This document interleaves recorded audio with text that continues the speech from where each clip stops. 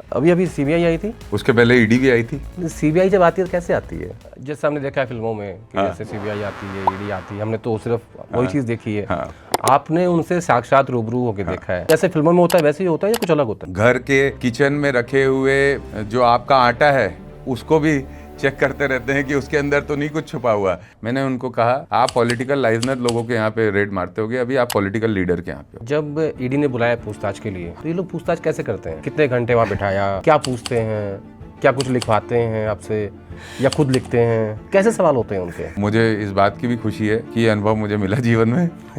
I am lucky, I am very lucky कि मैंने ED को देखा। तो मेयर बनने के बाद भरोसा है कि अब मेरी शादी हो जाएगी?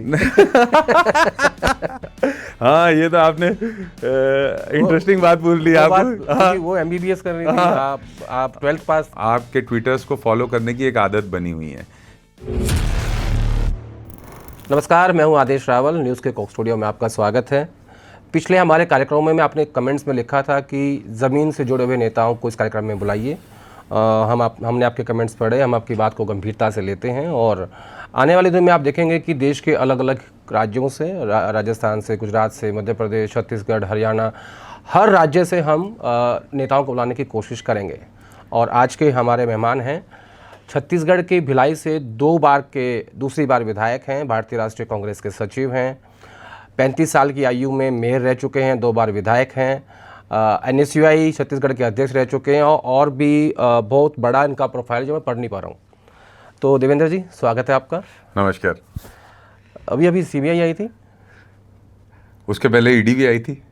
सीबीआई जब आती है तो कैसे आती है? सीबीआई को तो अनुभव नहीं कर पाया मैंने। सीबीआई जब घर आई तो उस समय मैं राजनीतिक कार्यक्रम में दिल्ली में आया हुआ था। ईडी को अनुभव किया है। मैं आपको बताता हूँ। मेरा जन्मदिन था, 2022 की बात है। 19 फरवरी को सुबह से शाम तक लोगों से मिलता रहा, रात के 2 बजे सोया और सुबह 6 बजे मेरी माँ ने दरवाज़ा खटखटाया। बोला, बेटा बाहर आ जाओ। मैं बोला, हाँ क्या हुआ? बोले, बहुत सारी पुलिस आई है, बोल रहे हैं ईडी वाले आए हैं। तो आधी नींद में ही था। मैंने कहा, मम्मी अंदर बुला लो। और मैं गया उनके पास। उन्होंने मुझे कहा कि हम ईडी से हैं। तो मैंने अपने जेब से फ़ोन निकाला। मैं बोला, पहले ये रख लीजिए फिर बात करते हैं अपन। बैठिए, मैं अभी। क्यों फ़ोन क्यों दिया? वो आते ही हैं, उनको चाहिए कि आपके सारे कंटेंट उनको नॉलेज में लेना है, तहकीकात करनी है। तो तहकीकात से डर किस बात का? तहकीकात तो होनी चाहिए। अगर कोई बात हो रही है, आरोप प्रत्यारोप लग रहे हैं, भले आज तानाशाही के रवैये से सरकारें चलती हैं, लेकिन जाने दीजिए ना। हमारी तो नैतिक धर्म ये बनती है राजनीतिक कार्यकर्ता होने के नाते कि हम सहयोग करें। तो हमने बोला, आप पूरा घर आपका है, आप पूरा आराम से इसकी तहकीकात कीजिए, 5 मिनट दीजिए, मैं कम से कम अपने बच्चे, पत्नी, इन लोगों को उठा देता हूँ, ठीक है? इसके बाद आप पूरे घर पे आराम से रहिए। मेरे यहाँ जब ईडी थी उस दिन तो मैं, चूँकि रात में नींद पूरी नहीं हुई थी, आपको बताया ही, जन्मदिन के अगले दिन की बात है। 19 फरवरी को बर्थडे था, 20 फरवरी की बात है, ईडी आई थी। मैं दोपहर में 2-3 घंटे सो भी गया था कि अब ठीक है भाई, तुम लोगों को जो करना है करो, हम थोड़ी देर आराम कर लेते हैं। सीबीआई भी ऐसी, जिस दिन सीबीआई आई उस दिन मैं था नहीं। अगले दिन मैं भिलाई पहुँचा, घर पहुँचा, तो उस दिन भी आ गई सीबीआई। तो मुझे फिर माँ ने बताया कि बाहर फिर से आए। तो बोला, अंदर बुलाइए, चाय बनाइए। बैठा उनके साथ। मैं बोला, चाय पीजिए। तो बोले, नहीं पियेंगे। तो बोला, बताइए क्या मदद कर सकते हैं? बोले, कुछ नहीं, हमें पता चला आप आ गए हैं तो हम लोग आ गए थे। तो मतलब बताइए, सवाल जवाब कुछ है तो? बोले, नहीं, हम आपको नोटिस दे के बुलाएंगे। तो मैं बोला, वेलकम है, आप जब चाहें तो बुला लीजिए, मैं तैयार हूँ। तो जैसे जब ये सीबीआई आती है, दिन भर आपके घर पे रहें, जैसे सुबह सुबह आए तो अपना खाना पानी सब लेके आते हैं क्या? खाना पानी तो हम लोग भी व्यवस्था करते हैं। जैसे हमारे घर जब ईडी आई थी तो हमने उनको बोला, भाई खाना आपके लिए बना देते हैं। तो वो डिनाई कर रहे थे। उन्होंने अपने ऑफिसर से खाना बाहर से मंगवाया, लेकिन पानी चाय दिन भर हम लोग कोशिश करते हैं, क्योंकि घर में कोई भी आदमी आया, किसी भी विचार से आया, लेकिन हमारी भावना तो यही होनी चाहिए ना कि घर में मेहमान आया है, तो हम लोग उसी हिसाब से उनसे ट्रीटमेंट करते हैं। जैसे हमने देखा है फिल्मों में कि जैसे सीबीआई आती है, ईडी आती है, हमने तो सिर्फ वही चीज़ देखी है। आपने उनसे साक्षात रूबरू होकर देखा है, तो मतलब जैसे फिल्मों में होता है वैसे ही होता है या कुछ अलग होता है? फिल्मों जैसा ही होता है, लेकिन सब इंसान है। उन लोग भी आते हैं जैसे ईडी के, सीबीआई के या किसी भी संस्था के अधिकारी आए। देखिए, कॉन्फिडेंस जो रहता है ना, कॉन्फिडेंस कहीं ना कहीं उनके मन में भी ये रहता है कि इनके यहाँ हम जबरदस्ती आ रहे हैं। देखिए, आज के समय ईडी सीबीआई का जो उपयोग हो रहा है वो अपनी पॉलिटिक्स को बचाए रखने के लिए, अपनी पॉलिटिक्स में अपनी मजबूती बनाए रखने के लिए हो रहा है। तो उसमें भी जो कर्मचारी आते हैं उसमें भी किसी ना किसी का दिल तो ये कहता ही है कि भाई गलत हो रहा है, लेकिन क्या करें, अब जो निर्देश होते हैं उसको हमको पूरा करना पड़ता है। आते हैं, पूरे घर के अंदर घुस जाते हैं, कमरे में घुस जाएंगे, बाथरूम में घुस जाएंगे, ठीक है, हर सामान खोल कर देखेंगे, अलमारी खोलेंगे, एक एक कागज़ को पढ़ेंगे, फ़ोन ले लेंगे, लैपटॉप ले लेंगे, उसके डेटा को चेक करने लग जाएंगे, उसके डेटा को पूरा अपने सिस्टम में अपने सिस्टम में ले लेते हैं सारा डेटा। घर के किचन में रखे हुए जो आपका आटा है उसको भी चेक करते रहते हैं कि उसके अंदर तो नहीं कुछ छुपा हुआ।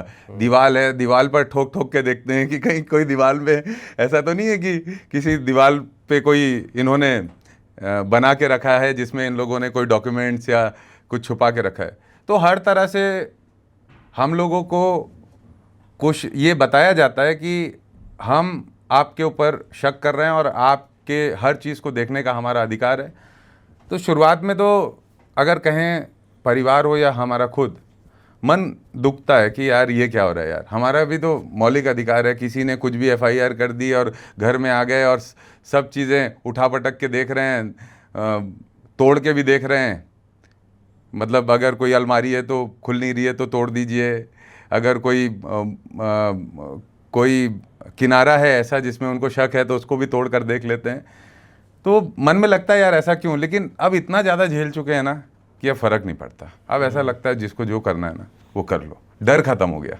इतनी तो आयु भी नहीं है आपके, अभी तो 35 साल की हो। लेकिन मेरा सवाल ये है कि जब पहली बार ईडी आई थी या सीबीआई आई थी, तब डर लगता है कि भाई आपके घर पे आ गए, क्योंकि आप ना मंत्री रहे सरकार में, ना आप मुख्यमंत्री रहे, ना कोई आपके पास ऐसा पद था। तो किन आरोपों में ये आते हैं, और क्या कभी ऐसा फील हुआ कि यार नहीं, मतलब कुछ हो सकता है? देखिए, ऐसा है, डर तो रहता है, हर आदमी के मन में रहता है। लेकिन हमारे नेता हैं राहुल गांधी जी, उन्होंने एक नारा दिया, डरो मत। जब उन्होंने ये नारा दिया डरो मत, तब तो समझ में नहीं आया वो नारा कि किससे नहीं डरना है, किस बात से नहीं डरना है। फिर धीरे धीरे लड़ते लड़ते ये समझ में आया ये नारा किस लिए। जब आप लड़ने जाएंगे, जब आप अपनी वैचारिक दृष्टिकोण के हिसाब से आगे बढ़ते हैं तो बहुत सारी चुनौतियाँ आती है, मन भी टूटता है, परिवार भी तकलीफ़ में आता है, आसपास के लोग भी कहते हैं कि ये सब करके क्या मिलेगा, इससे अच्छा आप उनके साथ समन्वय बना लो। किसके साथ? जो लोग आपके खिलाफ, आपके घर पे सीबीआई और ईडी भेज रहे हैं, अच्छा, उन्हीं के साथ। अब हम आज के इस दौर में हैं, सत्ताधारी तो भारतीय जनता पार्टी है। ईडी सीबीआई देवेंद्र को अगर में इतनी रुचि ले रही है, 35 साल की आयु में इतनी रुचि ले रही है कि मैंने ईडी भी देख ली, सीबीआई भी देख ली और इसके बाद जेल भी होया है 6 महीना, तो उनकी रुचि है। तो साथी भी कहते हैं समन्वय बना लो, लेकिन फिर मन में राहुल जी का नारा याद आता है, डरो मत। क्योंकि अगर आप डरोगे नहीं, अपनी विचारधारा के साथ, अपने मन की जो भावना है उसके साथ खड़े रहोगे, चुनौतियाँ तो ज़रूर आएगी, लेकिन समय कट जाता है। एक बात और समझ में आती है कि समय ही ये सारी परिस्थितियाँ लेके आता है, और ये सब परिस्थितियाँ उसी के पास लेके आता है जो इन परिस्थितियों को झेलने की क्षमता रखता है। तो मुझे लगता है कि डे बाय डे ईडी का आना एक तकलीफ भी थी और उसने एक शक्ति भी प्रदान की। जेल जाना एक बहुत बड़ी तकलीफ भी थी, उसने बहुत आत्मबल भी बढ़ाया, जीवन को और समझाया, समय परिस्थिति क्या क्या करवट ले सकती है इसको भी समझाया, और ये भी समझाया कि आपको किस भाव से रहना है हर समय। क्योंकि मैंने जीवन में काफ़ी कुछ देखा। मैंने देखा कि सरकार बन गई है, मुख्यमंत्री हों या देश के सर्वोच्च नेता हों कांग्रेस पार्टी के, उनके साथ उनके आसपास रहकर काम करने का भी अवसर मिला, तो वो भी मैंने देखा, उसको भी अनुभव किया। और जेल में एक काल कोठरी के किनारे में ज़मीन पे 2 कंबल बिछाकर सोया भी, उसका भी आनंद लिया और उसको भी अनुभव किया। तो यही समझ में आया कि समय अपने हिसाब से सारी परिस्थिति दिखाता है, आपको बस हर परिस्थिति में समभाव से रहना है। तो अभी जब सीबीआई आई तो मन में फिर डर आया डर तो आएगा ना कि अरे यार अब क्या हो गया। घर वाले अलग परेशान हो गए, बोले कि ये ख़त्म होगा कि नहीं होगा। जब घर पहुंचा तो घर वालों ने ये कहा कि 2 साल से पहले हम 1.5 साल से हमने ईडी देखी, फिर तुम चले गए अचानक से 6 महीने के लिए जेल। जेल से आए तो ऐसा लगा कि अब ज़िंदगी ठीक हो जाएगी, अब ठीक हो जाएगी, अब एक नॉर्मल लाइफ हम लोग भी देख पाएंगे। इसके बाद ये सीबीआई आ गई। तो मैंने भी समय लिया, मैंने भी घर वालों को बोला आप भी सोचो क्या करें आगे। फिर घर वालों ने भी ये समझा कि इसी हाल में जीना पड़ेगा। सीबीआई आई है, उसका स्वागत है, उसके साथ भी अच्छा अनुभव रहेगा हमारा, उनका भी अच्छा अनुभव रहेगा मेरे साथ। ईडी जब मेरे घर आई थी उस समय रात के 1 बजे ईडी मेरे घर से निकली, सुबह लगभग 6 साढ़े 6 बजे आई थी। ईडी के लगभग 7 से 8 अधिकारी मेरे घर पे पहुंच चुके थे, एक करके। मेरे घर के बाहर समझिए बहुत बड़ी संख्या में साथी थे, महिलाएं थी, बुजुर्ग थे, क्योंकि भिलाई जो शहर है वहाँ पे मेरा सबसे उनसे अपनापन है, घर जैसा है। मतलब मेरी कॉन्स्टिट्यूएंसी में सब मेरी फैमिली के सदस्य हैं, लोग मुझे अपनी फैमिली का सदस्य मानते हैं और मैं भी बहुत प्यार करता हूँ। भिलाई एक ऐसी जगह है जो मैं सोचता हूँ कि मैं बहुत सौभाग्यशाली हूँ कि भिलाई में मुझे रहने का मौका मिला, क्योंकि भिलाई में आप देखोगे पूरे भारत के लोग रहते हैं। आपको कन्याकुमारी से लेकर कश्मीर तक के लोग वहाँ पे मिल जाएंगे, सबसे अपनापन है। तो मुझे ईडी के जो एक सीनियर अधिकारी थे, उन्होंने 10:30 बजे रात में मुझसे कहा कि हमने इतनी जगह ईडी की रेड मारी है, लेकिन ऐसा हमने कहीं नहीं देखा जैसा आपके घर के बाहर दिख रहा है। यहाँ तो लोग संभल ही नहीं रहे, हज़ारों की 10,000 से ज़्यादा लोग हैं और सूबे से हैं, महिलाएं भी हैं, तो ये क्या है। तो मैंने उनको कहा, ये बहुत पॉइंटेड, नोटेड और एकदम क्लियर यही वर्ड्स में मैंने कहा, मैं आपको भी बता रहा हूँ आदेश जी। मैंने उनको कहा आप पॉलिटिकल लाइजनर लोगों के यहाँ पे रेड मारते होगे, अभी आप पॉलिटिकल लीडर के यहाँ पे हो। तो हम जनता के बीच में रहते हैं, हम लोगों के सुख दुख भावना को समझते हैं। हमारी ज़िंदगी के जीने का मूल मकसद ही यही है कि हमको भावना के आधार पर चलना है। जो लोगों की भावना है उससे अपनी भावना जोड़कर एक दिशा देनी है चीज़ों को। तो लोग हैं साथ में, काम कर लेते हैं। जब ईडी ने बुलाया पूछताछ के लिए, हाँ, तो ये लोग पूछताछ कैसे करते हैं? कितने घंटे वहाँ बिठाया, क्या पूछते हैं, क्या कुछ लिखवाते हैं आपसे या खुद लिखते हैं, कैसे सवाल होते हैं उनके? देखिए ऐसा है, ये जो ईडी है ना, ये सीबीआई, ईडी को मैं बताता हूँ, सीबीआई का तो अभी अनुभव नहीं हुआ उतना। अभी जाना है? हाँ, अभी जाना है वहाँ उसका कभी और मिलेंगे तो आपको अच्छे से अनुभव बताऊंगा। ईडी का अनुभव बताता हूँ। ये है ना, आपका टेम्परामेंट चेक करते हैं। ये आपको बुलाएंगे सुबह 9:30 बजे, ठीक है, सुबह 9:30 बजे बुलाएंगे, आप चले गए सुबह 9:30 बजे, आपको बहुत, तब तक तो इनके अधिकारी भी नहीं आए रहते हैं वहाँ पर इनके दफ्तर में। आप चले गए, कोई स्टाफ है वहाँ पर, वो एक स्टाफ आपको एक जगह पे बैठा दिया, आपका फ़ोन बाहर ले लिया और इसके बाद बोला बैठिए भैया, ठीक है, पानी लाएंगे, थोड़ी देर में आप बोलोगे चाय पिला दो तो चाय भी लाएंगे। घंटे निकल गए, 2 घंटे निकल गए, 3 घंटे निकल गए, 4 घंटे निकल गए। 3-4 घंटे बाद एक कोई व्यक्ति आएगा अचानक से, बोलेगा अच्छा आप आ गए, चलिए हम बात करेंगे आपसे, ठीक है। तो वो है ना, टेम्परामेंट चेक करते हैं। इसके बाद फिर आप इंतजार कर रहे हो, यार आएगा अभी बात करेंगे, ठीक है, पूछेगा फिर क्या है। इंसान तो खोजते रहता है ना, दिमाग में चलती रहती है चीज़ें कि अब होगा कुछ। तो हम लोग इंतजार कर रहे हैं कि आएंगे। अब 2 बज गया तो एक जन आएगा कि खाना खा लीजिए, मंगवा लीजिए किसी से। तो हम खाना मंगवाएं, खाना खा लिए, फ़ोन करने बाहर आने दिए, खाना खा लिए, फिर इंतज़ार कर रहे हैं। 1 घंटा हो गया, 2 घंटा हो गया, 3 घंटा हो गया, शाम के 5 बज गए, 6 बज गए, फिर 7:30-8 बजे वो आपसे पहली बार 5 मिनट बात करेंगे, आएंगे और आपसे 5-10 मिनट बात करेंगे, इसके बाद फिर चले जाएंगे। अच्छा, फिर जब रात का 10-11 बजता है ना, फिर बात करना चालू करते हैं। तो ये बेसिकली क्या करते हैं, आपके दिमाग पे वार करते हैं, आपको डराते हैं, आपको जैसे मैं एक पॉलिटिकल पर्सन हूँ तो मेरे साथ मारपीट नहीं की जा सकती, मेरे से चिल्ला के या बदतमीजी वाले शब्दों का इस्तेमाल नहीं किया जा सकता, इतना तो हम सहन नहीं करेंगे, वो भी समझते हैं इतना। लेकिन और लोगों के साथ तो बहुत सारे अत्याचार होते हैं। लेकिन मैंने ये देखा वो टाइम लिंगर ऑन करके आपका टेम्परामेंट चेक करते हैं और रात के 10, 11, 12 बजे या रात के 3 बजे उठाकर फिर आपसे सवाल जवाब करेंगे और सुबह 5 बजे छोड़ देंगे। कैसे सवाल पूछते हैं? उनके पास थोड़ा होमवर्क रहता है, ओके। उनको जिस लाइन पे उनके पास इन्वेस्टिगेशन रहती है उससे जुड़ी हुई बातें पूछते हैं और एक सवाल को 5 बार वही सवाल पूछेंगे, अलग अलग तरीके से पूछेंगे। लेकिन उनका एक ही इंटरेस्ट रहता है, जब वो जो भी वो टाइप करें उसमें आप साइन कर दो। अच्छा। हाँ, अगर आप उनके सवालों पे उनके पसंद के जवाब नहीं दोगे तो आपका कोई स्टेटमेंट ही नोट नहीं करते। मेरे साथ हुआ, जब मैं गया था, मुझे जब बुलाए थे ईडी में और मैंने अपने जो भी रिप्लाई दिए उस समय, जो मुझे लगा कि मेरे वकीलों से बात करके कि ये बेहतर रिप्लाई हो सकते हैं और यही सच्चाई भी है, तो उस पर उन्होंने मेरे से कोई दस्तखत नहीं कराया। वो शुरुआत करेंगे, जब भी आपसे बैठेंगे तो शुरुआत करेंगे कि आपका जन्म कब हुआ, आपके माता का नाम क्या है, आपके पिता का नाम क्या है, आपका घर कहाँ है, स्कूलिंग कहाँ से हुई, इसके बाद कॉलेज में कब आए, पॉलिटिक्स में कब आए, पॉलिटिक्स में किससे रिश्ते हैं, क्या क्या हुआ। वो आपकी जर्नी को है ना फिर से शुरुआत से जानने की कोशिश करते हैं और वो उसमें कोशिश करते हैं कि आपको इतना थका दे कि आप उनके हिसाब से राजी हो जाओ कि भाई जेल जाना पड़ेगा वरना ले जाएंगे, इससे अच्छा जो बोल रहे हैं उसमें दस्तखत करके यहाँ से निकलो। कुल मिला के यही कहानी होती है। डराते भी हैं?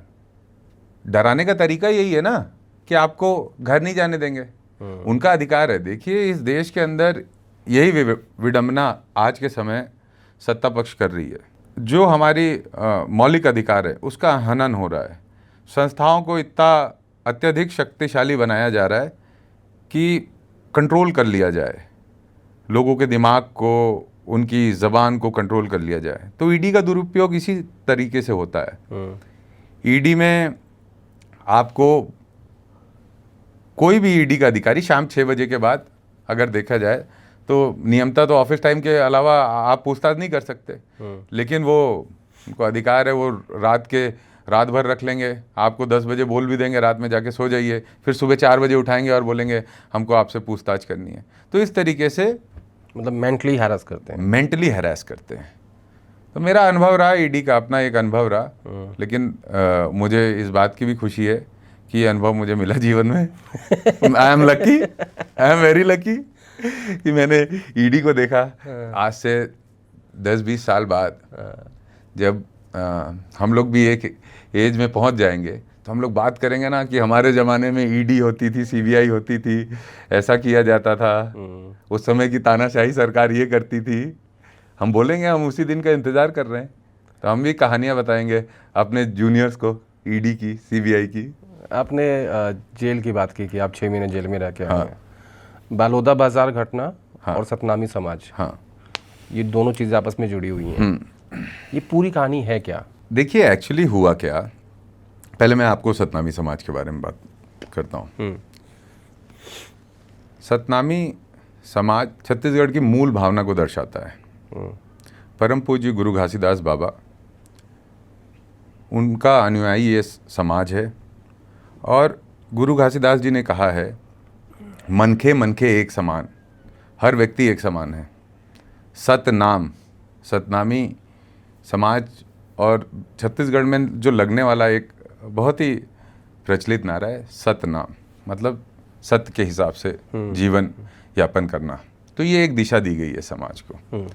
और सतनामी समाज ऐसा नहीं है कि गुरु घासीदास बाबा केवल सतनामी समाज के लोग उनको मानते हैं, अन्य समाज के लोग भी मानते हैं। ये समाज नहीं, एक पंथ है जिसमें अपनी धार्मिक आस्था, अपनी वैचारिक आस्था बहुत सारे लोग रखते हैं।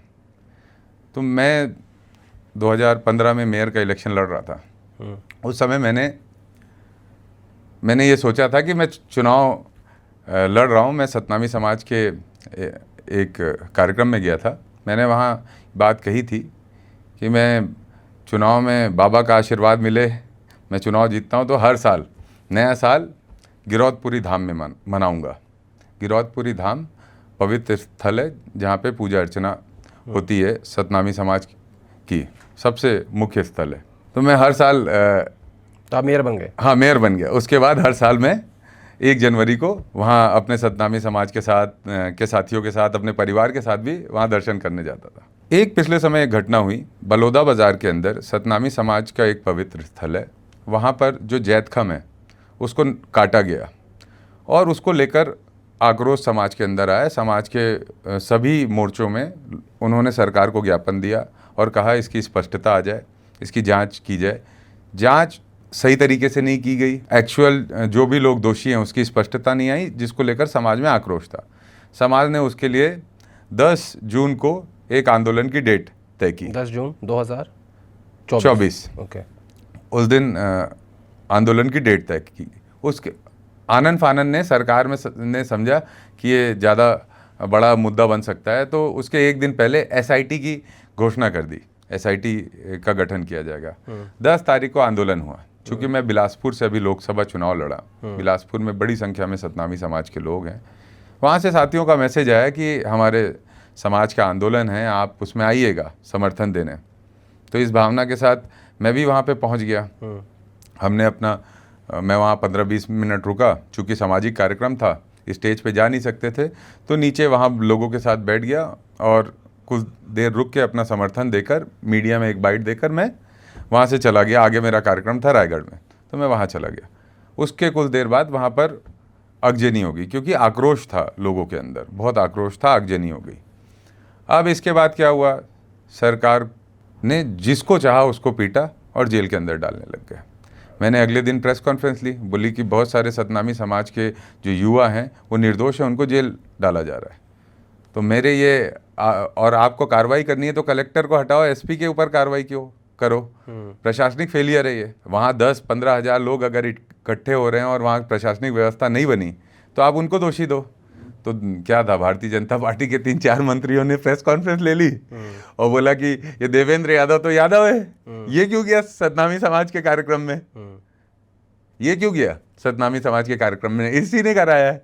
उसके बाद जिस तरीके से इनको पॉलिटिकल नैरेटिव बनाना था, डे बाय डे बीजेपी के नेता इसी बात को कहने लग गए, जो कि बात ये थी कि उनको उनकी प्रशासनिक जो त्रुटि थी उसको जस्टिफाई करने के लिए उन्होंने ये समझा देवेंद्र को शहीद कर दो, इसको जेल भेज दो। बहुत दिनों से इसके पीछे लगे हुए हैं, ईडी में भी जेल नहीं गया, किसी में जेल नहीं जा रहा है, तो ये मौका ठीक है। और जो फोटोज़ चालान में लगाई गई, वो फोटोज़ मैंने अपने सोशल मीडिया अकाउंट से डाली कि मैं उस कार्यक्रम में गया हूँ, और घटना होने के बाद डाली, ऐसा नहीं है घटना होने के पहले डाली।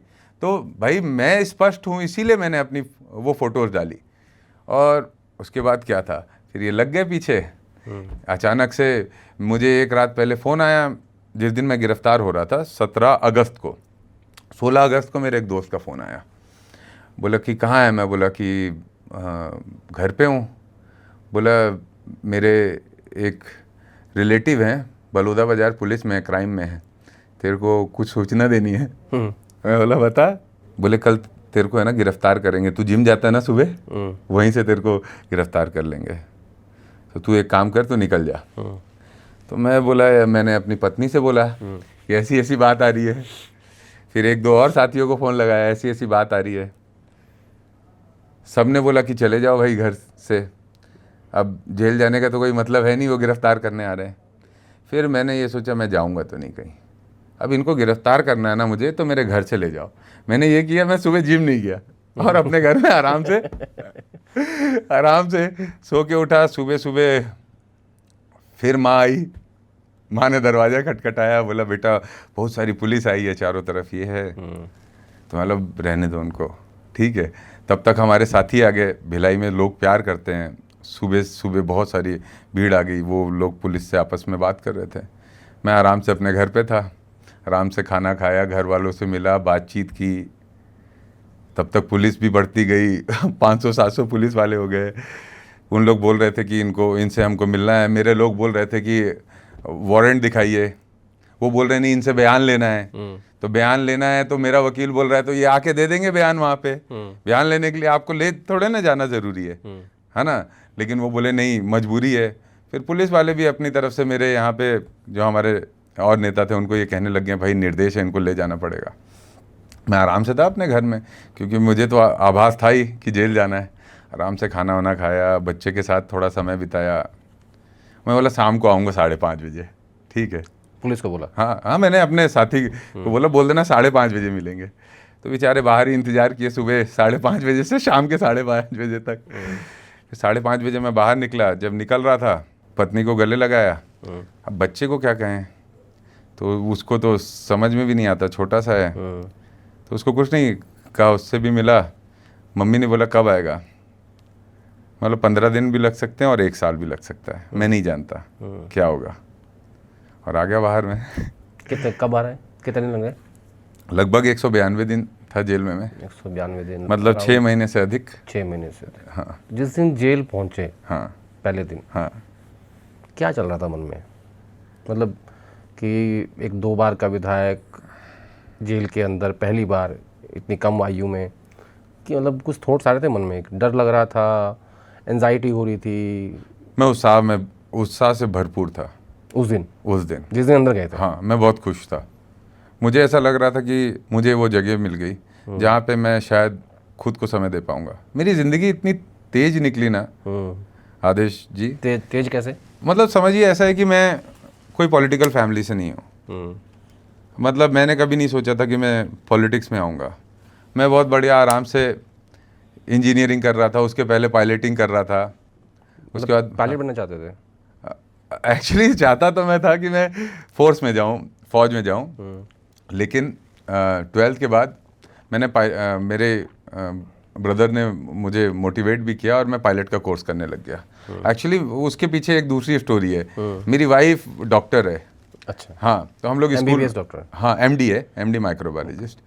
तो हम लोग स्कूल में साथ में पढ़े हुए हैं, तो क्लास 11 से। तो 12th के बाद वो MBBS करने के लिए आगे बढ़ गई। मैं पायलटिंग कर रहा था, तो मैं सोचा कि मैं पायलट बन जाऊंगा, वो डॉक्टर है, तो मैच हो जाएगा, शादी हो जाएगी, घर वाले हाँ कन्विंस हो जाएंगे घर वाले। तो मैं पायलट का कोर्स कर रहा था। अब पायलट का कोर्स करते करते मन नहीं लगा, छोड़ दी पायलटिंग। ऐसा लगता था उस समय कि कुछ कर लूँगा, अच्छा कर लूँगा। इसके बाद पायलटिंग छोड़ा, बिज़नेस करने लग गया। उड़ीसा चला गया मैं वहाँ बिज़नेस करने, वहाँ भी कुछ समय किया। इसके बाद वहाँ पे भी मन नहीं लगा, वापस आया, इंजीनियरिंग करने लग गया। और इंजीनियरिंग में फर्स्ट ईयर में था मैं, उतने में राहुल जी ने ये सिस्टम शुरू किया, ट्रांसफॉर्मेशन सिस्टम, जिसमें नियुक्ति की जगह इलेक्शन होने लग गए। यूथ कांग्रेस में? NSUI में, दोनों में शायद। हाँ दोनों में। हाँ। तो NSUI का में छत्तीसगढ़ के इलेक्शंस हुए 2009 में। मेरे एक पूल टेबल था। मैं एक्चुअली पढ़ाई के साथ ही साथ मेरी रुचि रहती थी कि अपने पैरों पे खड़े रहो। तो मैं और मेरे कुछ दोस्त मिलके एक पूल टेबल हम लोगों ने डाला था। 2 पूल टेबल थे एक्चुअली, और मैं कॉलेज भी जाता था और साथ में अपने पूल टेबल में भी बैठता था। मैं अपने पूल टेबल में था, पूल खेल रहा था। मेरा एक दोस्त आया पुराना स्कूल का। एक्चुअली स्कूल में भी मैंने इलेक्शन लड़ा है। स्कूल में 11th और 12th में मैं हाउस कैप्टन का इलेक्शन जीता। मैं नायर समाजम स्कूल से पढ़ा हूँ। भिलाई, जैसा मैंने कहा, मिनी भारत है, पूरे देश भर के लोग रहते हैं। तो नायर समाजम स्कूल में मन्नम हाउस का कैप्टन था मैं। 2 इलेक्शन लड़े मैंने 11th और 12th में। तो मेरा दोस्त आया, उसने बोला कि यार ये NSUI का चुनाव होने वाला है। तो बोला क्या NSUI? उसने बताया कि ये कांग्रेस की स्टूडेंट विंग है, तू लड़ेगा तो हम लोग सब इंजीनियरिंग वाले तेरे को सपोर्ट कर देंगे। तो बोला यार मेरे घर वाले राजी नहीं होंगे, मतलब मेरा कोशिश करता हूँ। मैंने बड़ी हिम्मत करके, क्योंकि पिताजी है नहीं, मैं क्लास 7th में था, पिताजी गुजर गए। बड़े भाई ने पाला पोसा और पिता का रोल मेरी ज़िंदगी में वो रखते हैं, तो उनके सामने ज़्यादा बात भी नहीं करते बनती। मैंने हिम्मत करके सुबह सुबह नाश्ता वो कर रहे थे, तो मैंने उनको बोला चुनाव हो रहा है मेरे कॉलेज में चुनाव हो रहा है मेरे कॉलेज में। तो उन्होंने बोला कि तो क्या करना है? मतलब लड़ूंगा मैं। तो बोले हार जाएगा, बेइज्जती हो जाएगी। और ये बोल के वो चले गए। वो कांग्रेस की पॉलिटिक्स करते थे। वो चले गए, तो जाते, वो सुने या नहीं सुने मेरी बात, मैंने कहा मैं जीत जाऊंगा और इसके बाद इतना मुझे कहना था, मैं लग गया, मेंबरशिप कराई, और इसके बाद NSUI का प्रदेश अध्यक्ष बन गया। उस समय जोगी सीधा प्रदेश अध्यक्ष? NSUI का जिला अध्यक्ष बना, उसके बाद प्रदेश अध्यक्ष बना, तो उस एनएसयूआई का जिला अध्यक्ष बन गया। समझिए मेरी पॉलिटिक्स में आया, 15 दिन बाद एनएसयूआई का जिला अध्यक्ष बन गया। ओके। और कैसे सरकमटेंसेस में बना, जब उस समय अजीत जोगी जी का गुट हुआ करता था, जितने भी जिला अध्यक्ष बनते थे या प्रदेश अध्यक्ष बनते थे, सब उन्हीं के गुट के बनते थे। मैं एक लौता उनसे, मैं और 2-3 लोग और उनके गुट से अलग एनएसयूआई में जिला अध्यक्ष बन के आए। फिर काम करने लग गए, दिल्ली आ गए, दिल्ली में डीआरओ पीआरओ रहे इलेक्शन सिस्टम में, और थोड़ी दुनिया देखी। इसके बाद मुंबई में डीआरओ और पीआरओ के रूप में काम करने का मौका मिला। इसके बाद फिर मैं एनएसयूआई का प्रदेश अध्यक्ष का चुनाव लड़ा 2011 में, और मैं पहली बार अजीत जोगी गुट के अलावा कोई दूसरा गुट वहाँ पे छत्तीसगढ़ में इस्टेब्लिश हुआ, और हम लोग चुनाव जीते, सभी सीनियर्स ने मदद भी की। मैं एनएसयूआई का प्रदेश अध्यक्ष बन गया, फिर सस्पेंड हो गया पार्टी से 1 साल बाद। एक आरोप लगा मेरे ऊपर, ठीक है, एक फेक सीडी आई थी मेरी। आपने उनका नाम सुना होगा, जुदेव जी का, बीजेपी के एक बड़े नेता थे, उनकी एक सीडी आई थी। जिन लोगों ने उनकी सीडी बनाई थी, वही गुट ने मुझे भी एक ट्रैप में फंसाया, ठीक है। और उसके बाद मैं पार्टी से सस्पेंड हो गया 1 साल के लिए। लेकिन पार्टी के लोग ये जानते थे कि ये एक कॉन्स्पिरेसी है और देवेंद्र निर्दोष है। 1 साल बाद में झीरम घाटी कांड हुआ, आपको पता होगा झीरम घाटी, उसमें भी मैं था। मैं वहाँ सर्वाइव होके आया, बचा वहाँ से। जब वो ब्लास्ट हुआ था झीरम घाटी कांड में, जब नक्सलियों ने अटैक हुआ था, हमारे बहुत सारे नेता शहीद हुए। हाँ जी, वो सब लोग थे उसमें। हाँ, महेंद्र कर्मा जी, विद्याचरण शुक्ला जी, तो आप भी थे उसमें? हाँ, मैं उसमें था। नंद कुमार पटेल साहब, उदय मुदलियार जी, जब सारे नेता शहीद हुए, उस समय मैं भी था कांग्रेस के उस प्रोग्राम में। मैं एज अ वर्कर काम करता था, प्रदेश अध्यक्ष से तो हट गया था, लेकिन मुझे ये पता था कि भाई मैंने गलती नहीं की है। पार्टी ने आज मुझे बोला तो मैंने पार्टी से नैतिकता के आधार पर इस्तीफ़ा दे दिया। पार्टी ने मुझे सस्पेंड नहीं किया था, मैंने नैतिकता के आधार पर इस्तीफ़ा दे दिया। उसके बाद 1 साल पार्टी के वर्कर बन के काम करता था मैं, और उस घटना में भी था। पार्टी को लगा कि यार ये लड़का डिवोटी है, मेहनती है। वापस पार्टी ने मुझे प्रदेश अध्यक्ष बनाया, राष्ट्रीय सचिव बनाया, एनएसयूआई का गुजरात का प्रभारी बनाया। उस समय हम लोगों ने 2015 में चंडीगढ़ का यूनिवर्सिटी का इंचार्ज बनाया। गुजरात में हमने सेनेट के इलेक्शन उस समय छात्र संघ के जीते थे। उसके बाद 2015 में मुझे सीधा, मतलब मेरी इंजीनियरिंग कंप्लीट नहीं हुई थी, ठीक है, इंजीनियरिंग कर ही रहा था मैं, और मेयर की टिकट मिल गई 25 साल की उम्र में। 25 साल 8 महीने का था मैं। और समझिए सौभाग्य भी क्या कहें, समय कैसा खेल, भाग्य कहिए, समय कहिए। मैं तो ये मानता हूँ प्रकृति में ईश्वर है और समय है जो सब कुछ कराता है। तो समय ऐसा था कि बीजेपी के सिटिंग एमएलए लड़े मेरे खिलाफ, और मैं एक न्यू कमर 25 साल का, और 15 साल समझिए, पिछले 13 साल से बीजेपी की सरकार थी, और मैं 45,000 वोट से जीता डायरेक्ट इलेक्शन में। पहली बार मैं नगर निगम गया, तो आपको बताता हूँ, पहली बार मैं नगर निगम गया तो मेयर बन के गया। उसके पहले नगर निगम में नहीं गया था, कोई काम ही नहीं था। अपना काम यूनिवर्सिटी में था कि जाओ वहाँ जिंदाबाद करो, लोगों के छोटे छोटे काम वहाँ पे स्टूडेंट्स के निपटाओ। हमारा कहाँ नगर निगम से लेना देना। सीधा मैं, तो मेयर बनने के बाद भरोसा है कि अब मेरी शादी हो जाएगी? हाँ, ये तो आपने इंटरेस्टिंग बात पूछ ली। आप वो एमबीबीएस कर रही थी, आप 12th पास थे उस समय। उस बीच में ना ऐसा था कि मैं हमेशा उसको कहता था, देखो यार तुम शादी कर लेना, तुम्हारे घर वाले जहाँ बोलेंगे, क्योंकि मैं कुछ करता नहीं हूँ एक्चुअली। मैं जो काम कर रहा हूँ ना, मैं कैसे जस्टिफाई करेंगे हम लोग अपनी फैमिली में। मेयर बनाना, तो ये बात मेरे दिमाग में है कि अब तो अब शादी करनी है। तो मैं सीधा अपने घर पे बोले मैंने कि शादी करनी है। तब तक तो मेयर बन ही गया था मैं। फिर शादी भी हो गई। अब मेरी वाइफ भी एक ऐसा, उसके साथ शुरुआत से मेरी माँ का और मेरी वाइफ का, फैमिली का चारों तरफ से बहुत सपोर्ट रहा मेरे लिए, मेरे भाई का। तो ज़िंदगी बन गई। ये भी समझ लीजिए प्लेसमेंट है कि ये सारी चीज़ें हुई। अब वापस चलते हैं वहीं। हाँ, जेल के पहले दिन पे। तो हाँ, मैं आपको बताता हूँ, इसको थोड़ा शॉर्ट में मैं आगे का डिस्क्राइब कर देता हूँ। फिर मैं 2018 में एमएलए बन गया। पहली बार एमएलए बना। फिर 2023 में दूसरी बार एमएलए बन गया। जब पहली बार एमएलए बनना तो ऐसे आदमी से हम चुनाव लड़े। जैसे जब मुझे मेयर की टिकट मिली थी तो भूपेश बघेल जी उस समय अध्यक्ष थे पार्टी के, उन्होंने हमको अवसर दिया, चुनाव लड़े और मेयर बन गया मैं। इसके बाद 2018 में विधानसभा की बारी आई तो वहाँ पे एक बहुत पॉपुलर लीडर बीजेपी के थे, प्रेम प्रकाश जी। उनको हम लोग आइडल के रूप में देखते थे कि यार क्या लीडर है। हमें क्या पता था उनसे ही लड़ना पड़ेगा चुनाव। उनसे लड़े, चुनाव जीत गए 2018 में, एमएलए बन गए। और जबकि वो शहरी सीट है। शहरी सीट है, वहाँ शहरी सीट में हम लोग जीतते कम हैं। जैसे अभी भी देखें तो छत्तीसगढ़ में 18 शहरी सीटें हैं, तो एक हम भिलाई जीते उसमें से।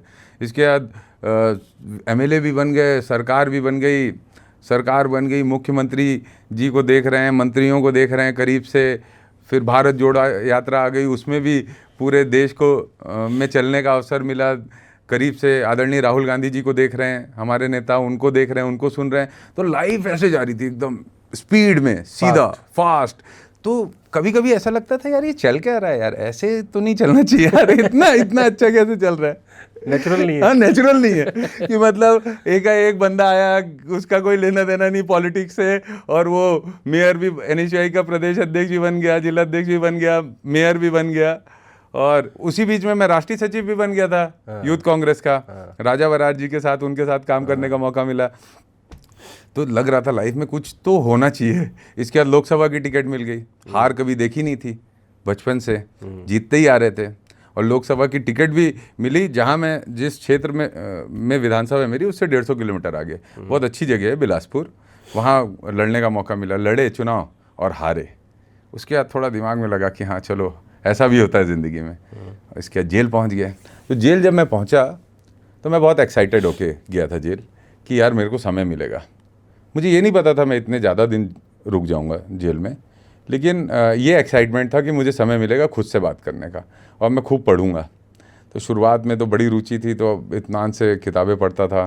पूरी हिस्ट्री मैंने रामचंद्र गुहा जी को काफ़ी पढ़ा, इंडियन मतलब आज़ादी स्वतंत्रता संग्राम को भी काफ़ी करीब से देखा, नेहरू जी को पढ़ा, गांधी जी की किताबें पढ़ी, लिखी हुई किताबों को पढ़ा, धर्म को पढ़ा, महाभारत पढ़ा, कृष्ण जी को काफ़ी पढ़ा, कृष्ण जी के ऊपर काफ़ी किताबें हैं उसको पढ़ा, स्वामी विवेकानंद जी को पढ़ा, तो सबको पढ़ा। मतलब शुरुआत में ये था कि दिन के 5-6 घंटे, 7 घंटे, 8 घंटे तक पढ़ने में जाता था, और उसी रुचि में निकल रहा था। और मैं गया था जेल को जीने, मतलब मैं विधायक के रूप में नहीं गया था। मैं ये जानता था कि अगर मैं विधायक बन के जेल में जाऊँगा तो सर्वाइव नहीं कर पाऊँगा। तो मैं वहाँ विधायक नहीं था, मैं वहाँ बंदी था। जो नियम सबके लिए थे वो मेरे लिए भी थे। सुबह 5:30 बजे उठना है, 7 बजे ताला लग जाएगा। कितना बड़ा बैरक था? मेरा 8x10 का बैरक था, छोटा सा। मतलब अकेले के लिए था, बस शेयरिंग नहीं था? उसको बताता हूँ एक्चुअली क्या है।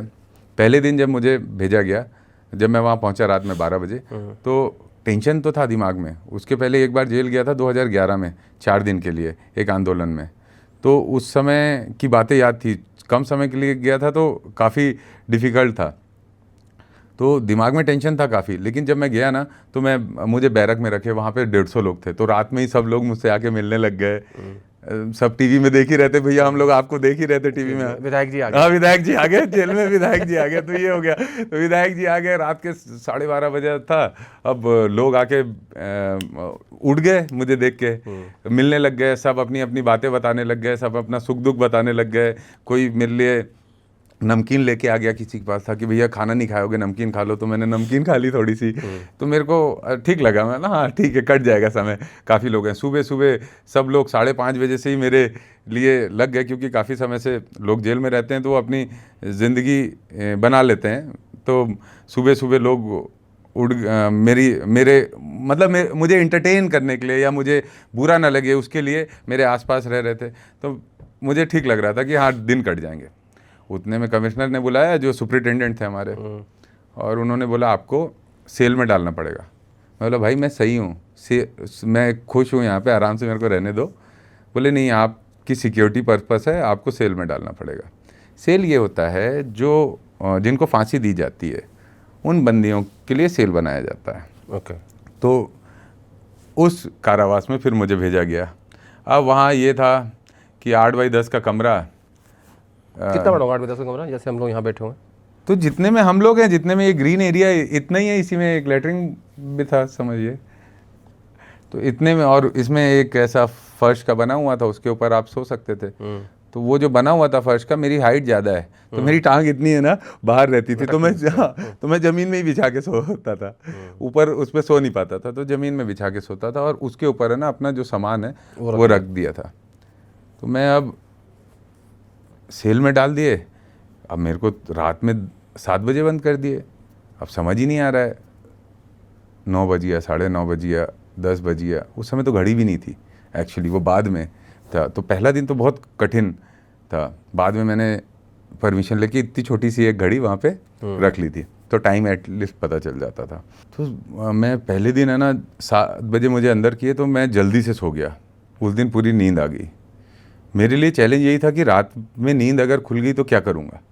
अगले दिन सोया, बीच में ना नींद खुली, तो लगा क्या करूँ, मैंने किताबें निकाली, किताबें पढ़ने लग गया और अपने आप को किसी तरह एंगेज किया। तीसरे दिन चौथे दिन ऐसे निकला, लेकिन है ना जब नींद खुल जाती थी ना, तो बहुत प्रेशर होता था दिमाग में, ऐसा प्रेशर होता था, क्योंकि जो सामने ग्रिल दिखती थी, केवल ताला बंद है और बड़ी सी दीवार दिखती थी ग्रिल के बाहर, और कोई आवाज़ नहीं, कोई लोग नहीं, आप चिल्लाओगे भी तो कोई आपके पास ऐसा नहीं है कि कोई आपको के पास दौड़ के आ जाएगा, तो थोड़ा डर लगता था। लेकिन धीरे धीरे करके वहाँ पर आदत हो गई। इंसान है ना, ऐसा जीव है ना भैया आदेश जी, कि वो किसी भी हाल में सरवाइव कर लेता है। 2 कंबल दिए थे।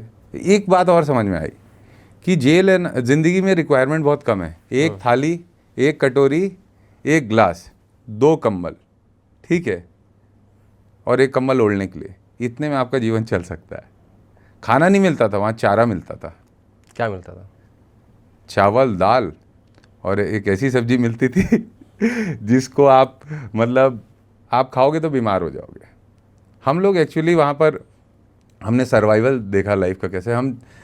हमें अलाउ था टमाटर और मिर्ची और धनिया, ये हमारी जो फैमिली मुलाकात आती थी हफ्ते में 2 बार, तो उसमें हम ले सकते थे।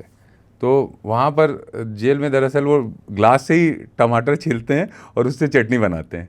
तो वैसी चटनी बन जाती थी, दाल चावल और चटनी खा लेते थे। ये अपनी रेगुलर का डाइट यही था। 6 महीने उसी सेल में रहे? हाँ, उसी सेल में अकेले रहा। रात भर नींद नहीं आई, और नींद नहीं आती थी तो क्या करूँ, तो किताब लेके ना लिखने लग जाता था। जो मन में आता था ना मेरे, उसको मैं लिखने लग जाता था, जो भी भावना आती थी, या किताब लेके पढ़ने लग जाता था। पढ़ने में भी कंसंट्रेशन ना हो तो लिखने लग जाता था, या फिर आंख बंद करके कोशिश करता था कंसंट्रेट करूँ, दिमाग को शांत करूँ, क्योंकि आप कुछ कर नहीं सकते ना। आप चिल्लाओगे, समझ लो सिपाही आ भी गया आपके पास, क्या बोलेगा वो आपको? यही बोलेगा कि भैया अभी तो सो जाओ, कल सुबह 11 बजे वकील को अपने से मिल लेना, वकील आएगा। तो क्या है, आपकी ज़िंदगी ना सीधा कम से कम मिनिमम में 24 घंटे पीछे होती है। आज हम जिस युग में हैं, हम तुरंत सब जगह नेटवर्किंग कर लेते हैं, ठीक है, लेकिन हम देखें तो वहाँ पे कुछ हो ही नहीं सकता। इंतज़ार, मन में कोई बुरा ख्याल आ गया कि क्या हो रहा होगा, तो बुरा ख्याल आपके दिमाग में रहेगा, लेकिन आप उसको किसी से डिस्कस नहीं कर सकते। कई रात ऐसे रही कि मैं रात भर जगा, पढ़ते पढ़ते या लिखते लिखते समय मैंने बिताया, और इसके 5:30 बजे से फिर वॉकिंग में लग गया इसमें। तो ऐसे ही गुजरा समय। 1.5-2 महीने बाद ये समझ में आया कि अपने आप पे ही काम करना पड़ेगा, इसके अलावा कोई ऑप्शन नहीं है। शुरुआत में जैसे जेल जाते हैं ना, तो ऐसा लगता है कि चलो कट जाएगा, शुरुआत में उत्साह रहता है। जब आप उसी जगह पे रहते रहते दिन निकल जाते हैं ना, तो आप थकने लग जाते हो, आपको समझ नहीं आता कि आप आने वाली दिशा क्या होगी। आपको लगातार फेलियर होता है कि भाई चालान नहीं पेश हो रहा है, ठीक है, आपकी कोई सुनवाई कहीं नहीं हो रही है। तो मन में ये आने लग गया कि करें क्या। तो फिर अपने स्ट्रेंथ पे काम करने लग गया मैं। फिर पढ़ाई के अलावा मैं फिर मेडिटेशन, एक्सरसाइज, इस तरीके से अपने आप को फिर डाइवर्ट करने की कोशिश की कि सुबह 2-2.5 घंटे एक्सरसाइज करता था, शाम को एक्सरसाइज करता था, दिन में पढ़ता था। अपना पूरा टाइम टेबल बनाया कि 5:30 बजे उठेंगे तो इतनी देर तक ये करेंगे। और खाने को जैसे एक ये भी था कि चैलेंजिंग रहती है, अगर उसको जितना भी आप एक्सप्लेन कर लो। जेल है, जेल में आदमी की हिम्मत भी टूटती है, मन भी टूटता है, बाहर आपका परिवार भी टूटता है, आपके समर्थक, आपके साथी भी टूटते हैं, और सारी चीज़ें ऐसी दिखती है कि समझ नहीं आ रहा क्या हो रहा है। मैं इसको झेलते झेलते एक समय ये आ गया जब मेरे मन से ना उम्मीदें ख़त्म हो गई और आशाएं ख़त्म हो गई। चिड़चिड़ापन भी रहता है। जैसे कोई आपके पास आया है परिवार का भी आदमी, तो आपको ये लगता है यार ये क्यों नहीं हुआ, ये क्यों नहीं हुआ, ये क्यों नहीं हुआ। लेकिन एक समय मैं जैसे 6 महीना जेल में रहा, तो 3-4 महीने तो चलता रहा। 3-4 महीने के बाद ये लगा कि यार छोड़ दो, आपके हाथ में कुछ नहीं है। जीवन में जो लिखा है वो खुद ही होगा, आप कुछ नहीं कर सकते। तो वो बोलते हैं ना, एक समभाव आता है, शून्यता, जहाँ आपको ना किसी चीज़ की खुशी होती है ना किसी चीज़ का गम होता है। उस एक फेज़ में आ गया था। जिस दिन मेरी बेल हुई, मैं आपको बहुत जेन्युइनली बता रहा हूँ, जिस दिन मेरी सुनवाई होनी थी, तो मेरे को बेल भी हुई तो कोई बहुत उत्साह नहीं हुआ, क्योंकि मेरे लिए सब नॉर्मल हो गया था लाइफ। क्योंकि मुझे ये समझ में आ गया था कि आपने लाइफ में इतनी बड़ी बड़ी ऊंचाइयों पे भी देखा है, आज यहाँ पर भी हो। हर चीज़ में आपको खुशी किस में मिल रही है? जब आपका दिमाग किसी चीज़ की तरफ आशा भरी किरणों से नहीं देख रहा है, आशाओं से नहीं देख रहा है, आप बस अपना काम करना चाहते हो, जो आपका थॉट है ज़िंदगी का, आप केवल उसको डिलीवर करना चाहते हो, तो आप खुश रहोगे। तो मैं उस बात को अनुभव कर पाया था, समझ पाया था। तो ठीक था, जो भी है निकल गया। 192 दिन में सबसे डरावना दिन कौन सा था? मतलब जिसको ये कहो कि यार नहीं, ये दिन तो कभी आना नहीं चाहिए, या मतलब कोई भी ऐसा थॉट जो दिमाग में आपको आया हो कि खतरनाक था बस? सब कुछ देखा उतने दिनों में जेल में मैंने। हम शाम को देखते थे, हमारे जेल के ऊपर से एरोप्लेन जाती थी, उसकी लाइट ऐसे चमकती थी, ठीक है। और वो एरोप्लेन को देख के ऐसा लगता था कि अच्छा ये भी एक सफ़र होगा ज़िंदगी का, ये भी एक चीज़ है। गणेश पूजा के धमाल के साउंड आता था। जेल दरअसल रायपुर जेल बिल्कुल रायपुर के एकदम मिडिल में है, शहर के बीच में है। तो साउंड आती थी, गाड़ियों की साउंड आती थी, लेकिन वहाँ पे शांति थी। न्यू ईयर, दिवाली के फटाके ऐसे उड़ते हुए दिखते थे कि ऊपर ऐसे फटाके उड़ रहे हैं, हम देख रहे हैं ऐसे, और हाँ हमारी ज़िंदगी शांत है। मेरा जन्मदिन, न्यू ईयर के भी फटाकों की आवाज़ और डीजे साउंड की आवाज़। पास में ही एक स्कूल था, तो वहाँ पे गुरु नानक जयंती के समय अरदास की आवाज़, सब सुना, वहीं पे देखा। सब सारे त्यौहार वहीं जेल में ही मनाए, मतलब होली छोड़ के लगभग सारे त्यौहार वहीं मनाए। तो मैं बताता हूँ, मेरे जन्मदिन के दिन बड़ा भी देखा। जैसे जन्मदिन के दिन भी ये रहता है, सुबह से शाम तक लोग हैं, रात में बहुत भीड़ भाड़ है। तो उस समय भी शांति देखी मैंने, कि ऐसा नहीं है कि आपकी ज़िंदगी में हमेशा एक जैसा अवसर रहेगा, हर तरह की ज़िंदगी रहती है। लगता था, काफ़ी चीज़ें लगती थी, डर भी लगता था कि यार हम हैं नहीं वहाँ, कहीं किसी परिवार के लोगों को कौन देखेगा, क्या होगा। तो सब था, मज़ा आया सब चीज़ों का, सबका अनुभव लिया। एक सवाल जो मतलब मैं जानना चाहता हूँ वो ये है कि कभी ये डर लगा कि यार मेरा परिवार टूट जाएगा अगर ज़्यादा लंबे समय जेल में रहा तो, जो सपने में आया था? शुरुआत में लगा था, लेकिन आगे चलकर वही हौसला बन गया। क्या है, मुझे मतलब जो कम्युनिकेशन गैप था ना, उसको आप फिल ही नहीं कर सकते किसी भी तरह। कैसे करोगे फिल आप? कम्युनिकेशन गैप था, मतलब बातचीत ही नहीं थी किसी तरह से, कैसे बात करोगे? हफ्ते में 2 दिन फैमिली आए, उसमें भी 15 मिनट 20 मिनट की मुलाकात होती थी, उतने में ही बात करनी है। धीरे से चिट्ठी लिखे रहता था मैं, कोई चिट्ठी पकड़ा देता था, चिट्ठी ले लेता था, तो चिट्ठियाँ लिखने में काफ़ी समय जाता था, ठीक है। इंटरनेट के दौर में चिट्ठी, हाँ, उसका अलग आनंद है। और चिट्ठी पढ़ने का जेल में जो सबसे, अगर आप बोलोगे ना बेस्ट आनंद किस चीज़ का, चिट्ठी पढ़ने का। आप इतने लाइव वो लगती है जब आप पढ़ते हो। तो मेरा वकील आता था, तो वो उससे मैं चिट्ठी ले भी लेता था धीरे से। अब ये तो ऑन रिकॉर्ड में बोल रहा हूँ, अलाउड नहीं है, लेकिन तब भी धीरे से उससे चिट्ठी ले लेता था और उसको चिट्ठी दे भी देता था कि यार घर तक ये पहुँचा देना। वकील से मुलाकात हो जाती थी, कोर्ट से ऑर्डर कराया था उसके लिए। न्यूज़पेपर मिल जाता था। न्यूज़पेपर में भी ऐसा है कि एक एक खबर को पढ़ते थे, मतलब समझिए न्यूज़पेपर पढ़ना भी 1.5-2 घंटे का हमारा काम रहता था, क्योंकि उसमें भी टाइम जाता था और पूरे इंटरेस्ट से हम नॉलेज गेन करते थे कि देश में क्या चल रहा है, विदेश में क्या चल रहा है, हमारे शहर में क्या चल रहा है। उसके लिए कोर्ट से ऑर्डर कराया था, तो मुझे सारे न्यूज़पेपर मेरे को मिल जाते थे।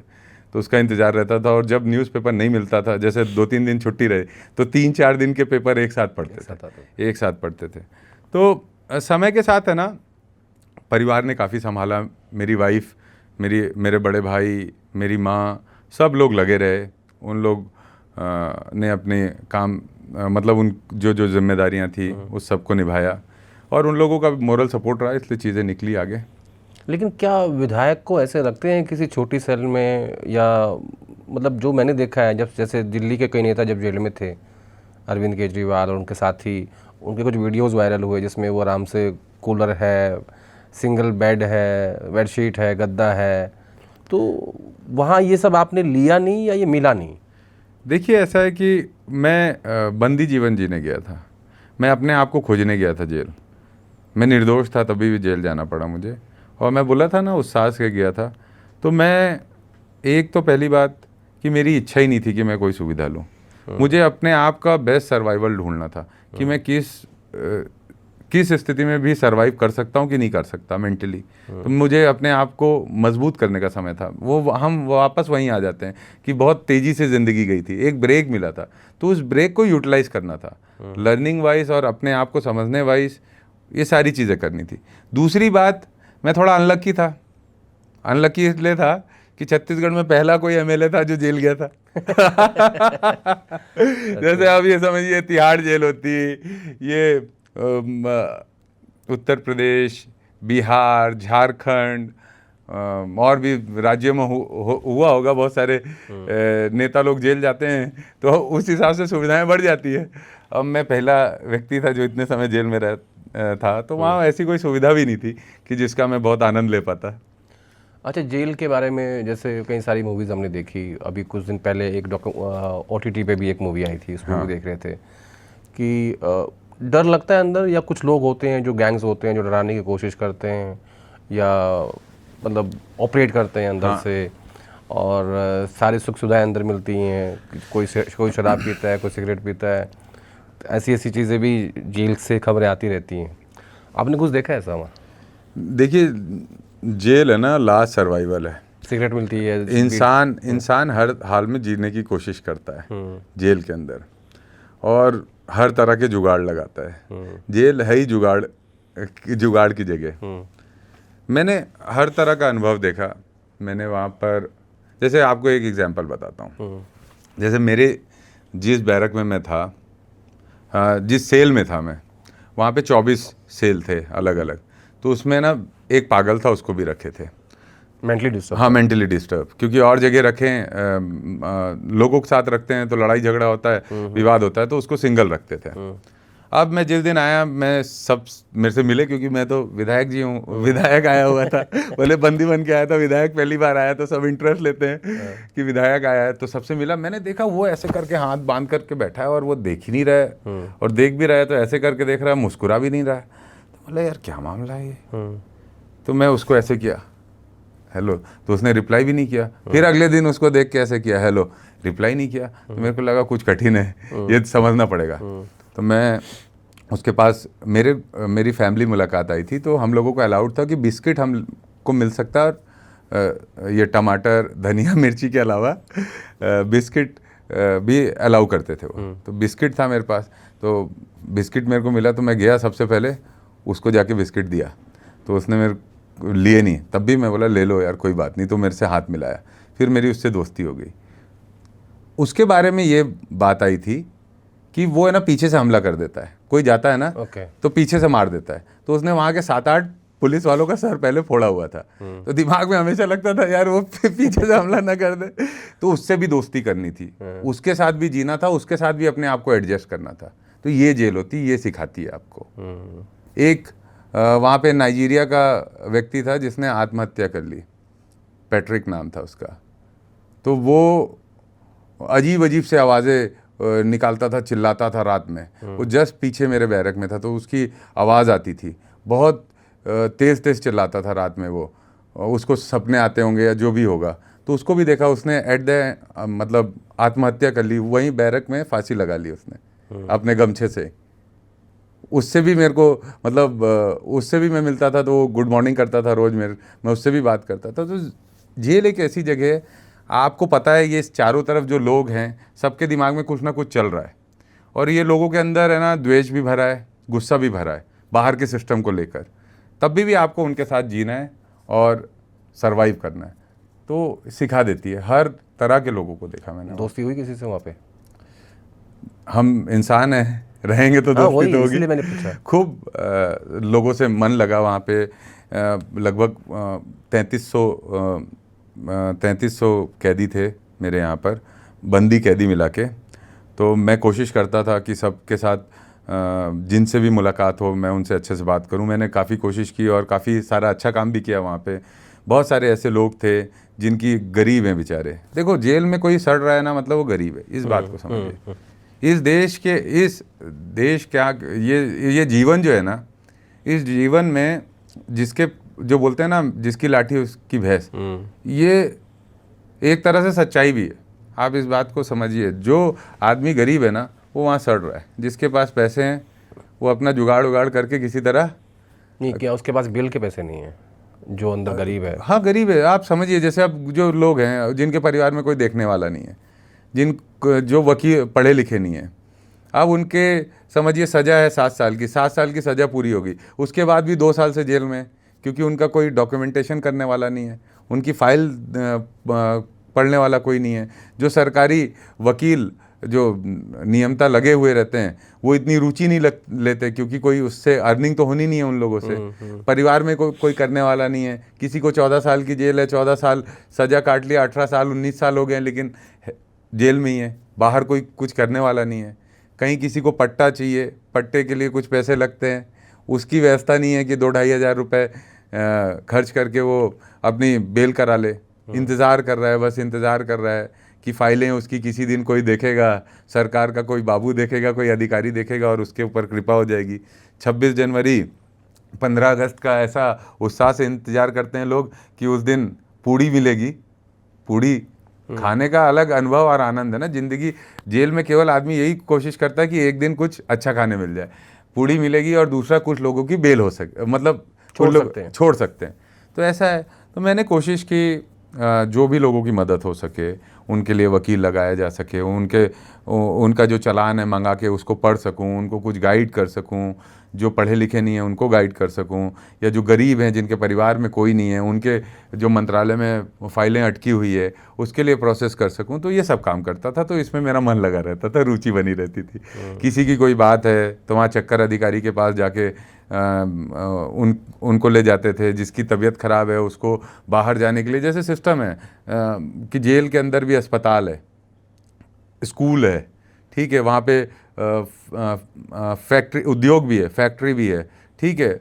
ये सब किताबों में है कि सुधार गृह है, लेकिन उस पर जो काम होना चाहिए उतना हो नहीं पाता। तो हम लोग कोशिश करते थे कि जो पढ़ाई लिखाई नहीं किया है उसको बोलें कि भाई इसको स्कूल में ले लो, और ऐसे लगे रहते थे। जैसे मारपीट हो रही है, जेल के पुलिस वाले या कैदी मिलके किसी को मार रहे हैं, तो उस पर भी जाके आपत्ति करते थे, भाई मारो पीटो नहीं, ये नहीं होने देंगे। हम लोग लड़ते थे उसके लिए। मैं काफ़ी वहाँ पे भूखा भी काफ़ी रहा। मैंने कोशिश की कि अपने आप को थोड़ा खोजूं। मैं 14 दिन के उपवास पे था, कि कोशिश करता था कि कुछ नहीं खा रहे थे उस समय। बहुत लिमिटेड चीज़ें जो उपवास के हिसाब से खाई जा सकती है। तो ये सारी चीज़ें इसलिए करता था कि अपना समय भी कटे। एक तो समय काटना चैलेंज था, दूसरा मन लगा रहे किसी नई चीज़ में। तो ये था। ये सोचा भी कि मैं विधायक हूँ और जो लोग गरीब हैं, जेल में हैं, उनको लेके कोई विधानसभा में कोई इशू उठाऊं और कहूं कि भाई जो लोग जिनकी सज़ा पूरी हो गई है उनको कम से कम बाहर निकाल दो, ये सारी चीज़ उनको वकील दे दो, या जिनके पास बेल के पैसे नहीं उनको बेल के पैसे दे। मतलब कुछ ऐसा विचार मन में आया कि इसको ये सारी चीज़ों को मैंने डॉक्यूमेंटेड किया है। मेरे पास सारी चीज़ों को मैंने जेल के दौरान ही लिखा हुआ है, डॉक्यूमेंटेड किया है। और आने वाले समय में इसको लेकर जो मेरा पॉलिटिकल स्टेप होना चाहिए उसको मैं पूरी जिम्मेदारी से निभाऊंगा। मुझे ये लगता है हम जैसे द्वेष और घृणा से देखते हैं जेल को, ऐसा नहीं, उसके अंदर भी कुछ निर्दोष इंसान फंसे हुए हैं। होता क्या है अपने यहाँ न्याय व्यवस्था क्या है? क्या न्याय व्यवस्था है समझिए ना। कहीं कोई मर्डर हो रहा है, कुछ लोग खड़े होकर देख रहे हैं, कुछ लोगों ने किया, अब इसके बाद जो खड़े होकर देख रहा है वो जेल में है क्योंकि वो गरीब है, उसके पास पैसे नहीं है लड़ने के लिए। और जिन लोगों ने किया उन लोग पैसे से लगा के अच्छा वकील करके निकल गए। अब वो गरीब है, उसके यहाँ कोई करने वाला नहीं है, इसलिए वो मर रहा है। और देखो क्या होता है वहाँ पे। अब समझिए कोई परिवार आ रहा है 300 किलोमीटर दूर से, अब महीने में एक बार मुलाकात है या 15 दिन में एक बार मिलने आ रहा है, अब 10 मिनट देते हैं फ़ोन पे बात करने, इधर पे बीच में कांच की दीवार है, कांच की दीवार, ठीक है, और आप छू भी नहीं सकते, ठीक है, बस फ़ोन इधर पकड़े उधर पे फ़ोन पे ऐसे करके बात कर रहे हैं। 10 मिनट होता है और सिपाही उसको बोलता है चल 10 मिनट हो गया, निकल खाली कर। तो यार ऐसा नहीं होना चाहिए ना। जो मौलिक अधिकार हैं किसी भी व्यक्ति के, वो मिलने चाहिए उनको। मेरा मतलब गरीब लोगों के मौलिक अधिकार नहीं है जेल में, दुनिया में ही नहीं है। यही समझ में आता है। देखिए ये जो इतिहास मैंने जो भी अनुभव किया, यही समझ में आया कि सत्ता शोषक बना देती है। आप सत्ता में आने के पहले बहुत सारे संघर्ष करते हो, पहले संघर्ष होता है, संघर्ष के बाद सत्ता आती है, सत्ता के बाद शोषण होता है। दुनिया की रीत है, यही होता है। कुछ लोग इस शोषण में शहादत को प्राप्त कर जाते हैं, कुछ लोग उस शोषण से लड़ते लड़ते दूसरे सत्ता के शोषक बन जाते हैं। सच्चाई तो यही है। क्या है बताइए ना, देखिए आप भी इतिहास में देखिए, यही होते आ रहा है। इतिहास में क्या, प्रेजेंट में देख लो। हाँ, प्रेजेंट में भी यही होते आ रहा है और यही होगा। यही होगा। आज एक विचारधारा है, वो उसने पूरा जकड़ लिया है देश को। वो सोचते हैं कि वो ये कहते हैं कि हम ये बता रहे हैं, डिक्टेटर्स हैं, एक्चुअली वो डिक्टेट करते हैं कि हम ये बता रहे हैं। विचारधारा कहाँ है आज की डेट में राजनीति में? हाँ, कोई विचारधारा नहीं, किसी भी दल में नहीं है। आज लोग अपने फायदे के लिए पार्टी छोड़ दे रहे हैं, सरकारी घर के लिए। अब ऐसे नेता जानता हूँ मैं जिन्होंने, जो कांग्रेस पार्टी में थे, जिन्होंने सरकारी बंगलों के लिए पार्टी छोड़ दी, बीजेपी में चले गए। अच्छा, मैं आपको बात बताऊं पार्टी छोड़ने की बात से। ईडी में मेरे ऊपर एफआईआर हुई थी 2023 के इलेक्शन थे, उसके पहले मेरे पास भी कुछ लोगों के मैसेज आ रहे थे क्या कि बेटा जेल में डाल देंगे तेरे को, आ जा इधर पे। बीजेपी है जा टिकट दे रहे थे, यही बोल रहे थे इधर आ जा, ठीक है, तो तेरा सर्वाइवल हो जाएगा, वरना जेल में डाल देंगे। लेकिन एफआईआर करके ही रखे थे ईडी की, लेकिन अपन तैयार थे, जेल में डालना है तो डाल दो, था समय था, तो समय ने अपनी ताकत दिखाई। अब न गिरफ्तार हो पाए, न कोई कंटेंट हमारे खिलाफ था, तो हम निडर होकर लड़ रहे थे। तो ऐसे तो अगर डील करते तो आज मंत्री बन जाते। मंत्री तो बन जाता, लेकिन फेस कैसे करता अपने आप को? जिन लोगों को इतने सालों से एक दिशा दे के रखी है, जो लोग मुझे सुनते हैं, समझते हैं, या उनको मेरे अंदर विश्वास दिखता है या सच दिखता है, उनको कैसे देख पाता?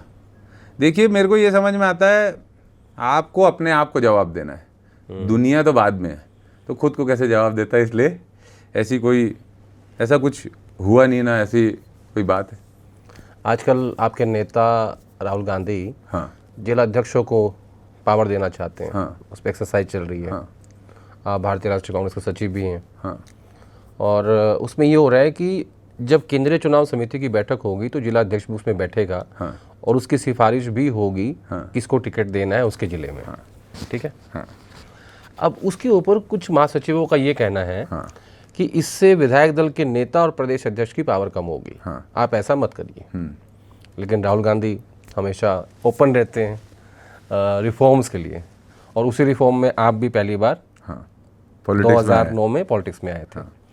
अब 2009 लगभग 16 साल बाद एक रिफॉर्म और हो रहा है पार्टी के भीतर, और मुझे लगता है इसीलिए शायद अहमदाबाद में सेशन भी बुलाया गया है। तो इसको आप कैसे देखते हैं कि ये कैसे ठीक रहेगा पार्टी के लिए? क्या सही में पावर कम हो जाएगी प्रदेश अध्यक्ष की और सीएलपी की? ये कैसे एक्सपेरिमेंट है? देखिए, ऐसा है कि मैंने बहुत करीब से अनुभव किया है राहुल जी के हर एक कदम को। 2009 में जिला अध्यक्ष बनने के बाद पहली बार उनको देखने का और दूर से फ़ोटो खिंचाने का मौका मिला था मुझे। मतलब बहुत सारे लोग थे, मैं भी एक किनारे में खड़ा था।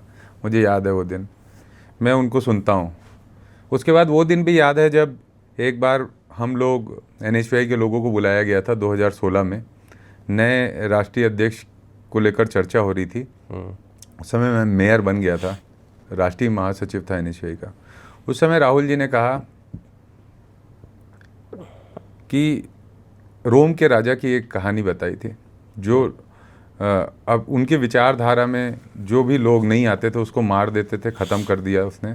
नीरो की कहानी बताई थी उन्होंने, ख़त्म कर दिया। और जो भी कुछ लोग उससे लड़े, छुप के ही लड़े, किसी भी तरह लड़े, वो आने वाले